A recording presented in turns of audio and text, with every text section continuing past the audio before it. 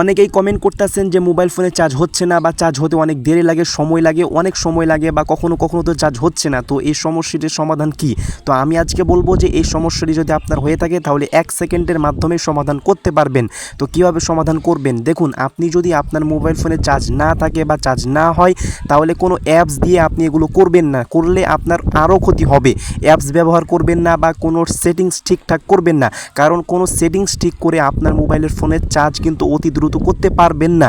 আপনি কাজ করতে পারেন কি, যে আপনি মোবাইল ফোনটি বন্ধ রেখে চার্জ করবেন অথবা এরোপ্লেন মোড অন করে চার্জ করবেন। এই কাজগুলো যদি করেন তাহলে আপনার ফোনের চার্জ কিন্তু অতি দ্রুত চার্জ হবে। কিন্তু কোনো অ্যাপস যদি আপনি ডাউনলোড করে ওপেন করে চার্জ করেন তাহলে আরও খারাপ হবে, আরও মোবাইল ফোনটি বাদ হয়ে যাবে, চার্জ হবে না। তো অনেকেই অ্যাপস ব্যবহার করেন, তাই আপনি অ্যাপস ব্যবহার করবেন না, তাহলে আপনি অবশ্যই অতি দ্রুত চার্জ করতে পারবেন। তো এই কাজগুলো যদি আপনি করেন তাহলে অবশ্যই আপনার মোবাইল ফোনের চার্জ হবে, দেরিতে হবে না। তো আশা করছি এটি জানতে পেরেছেন, বুঝতে পেরেছেন।